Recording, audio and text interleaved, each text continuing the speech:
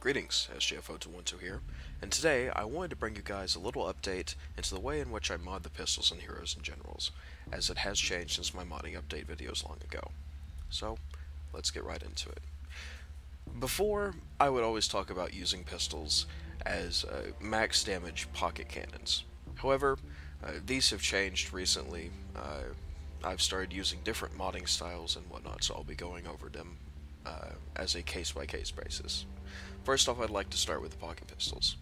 The pocket pistols, which were the new singular equipment point pistols, as you can see here, that were added just a couple of updates ago, I found that building them for max rate of fire with the match sights, match trigger, and light pistol spring gives you the best chance of killing an enemy. The damage is extremely low, so using any type of extra damage ammo is not going to really break any guaranteed killing barriers, even if you use the heavy bolt as well. So what I've done is I've sat there and maxed out the fire rate, because it's really nice to have 8 rounds in your hand that you can more easily get a headshot with the faster it fires. And this goes for all the pocket pistols in the game. I recommend this setup, which is the match sights, the match trigger, and the light pistol spring. It's not going to do the most damage, but if you're running a pocket pistol, most likely you're only keeping it whenever things get tough.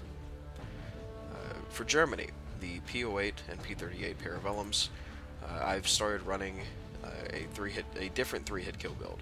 If you will recall from my last modding update videos, I recommended using the heavy pistol bolt and things such as the Wolf Faust to get the highest damage possible. I still will sometimes do this, but only if I'm running an automatic weapon that is not an LMG. So if you're running the STG, if you're running any of the SMGs, then I can still recommend running this at max damage, because the more you have a higher chance that if you pull this out, you're going to be fighting against a target that has already been hit a couple of times, so you may just kill them with one shot. However, the P08 is a little bit different. If you equip simply the Wolf Faust ammo here, it guarantees that the P08 will be a 3-hit kill at all times. This is against full health targets.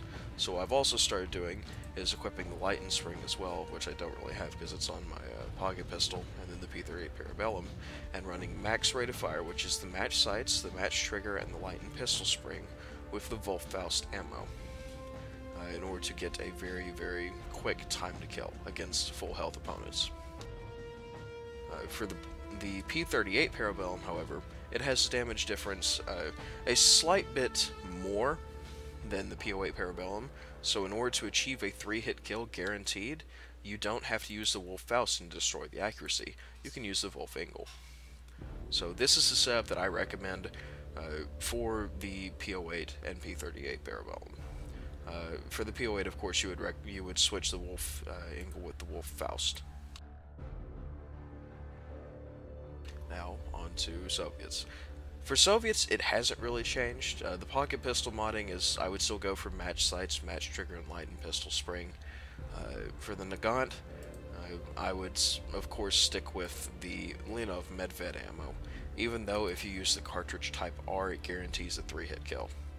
But the Leonov Medved has the unique ability to penetrate the armor of light tanks, certain light tanks, in some weak points. So if you're completely out of ammo and out of AT, you can jump onto the back of a light tank, and it takes a few magazines worth of shots, but you can actually blow up tanks, and I have a video on that that's going to be coming out soon, in which we were, I've got Brandon and Carlos with me, and we were testing it out. For the Tula Tokarev, I've actually started doing something that's kind of funny. Is running an accuracy build, which is the P41, the heavy spring with the match sights, just because it's the most accurate pistol in the game. It's pretty fun to try and snipe people with it. However, for the Tula Tokarev, it's basically the same modding rules, because you have to run, it's going to destroy your time to kill if you run the heavy pistol bolt with the maximum damage ammo to try and kill the enemy in as little shots as possible, because it just doesn't have the damage to do that. But it has the highest base fire rate and the highest mod fire rate of all pistols aside from the P08 and P38. So you want to build towards that, again with the max rate of fire, which I would use as the light pistol spring, the match trigger, and the match sights. For the Americans, my 1911, the build would probably remain the same, because with the heavy pistol bolt and the Attica AMF ammo, you get 40 damage, which is enough to 3-hit kill heavyset gold. So that remains the same. I would also equip the match trigger to offset the time to kill, but it only brings the rate of fire up to 349 rounds per minute. So that would be heavy pistol bolt, match sights, match trigger, chrome line barrel for the extra range, and the Attica AMF ammo, so you can guarantee a 3-hit kill.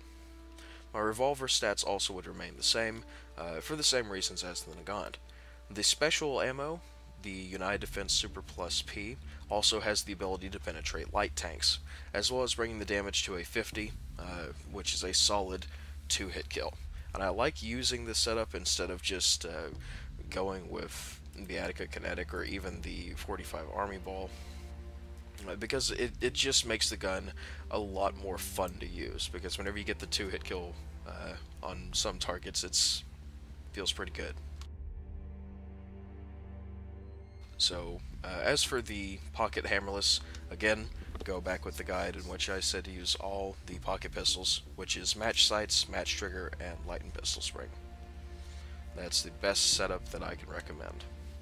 So that's been a small little update in how I mod all the pistols in Heroes and Generals. Thank you guys for watching. This is SJF0212 signing off. Goodbye.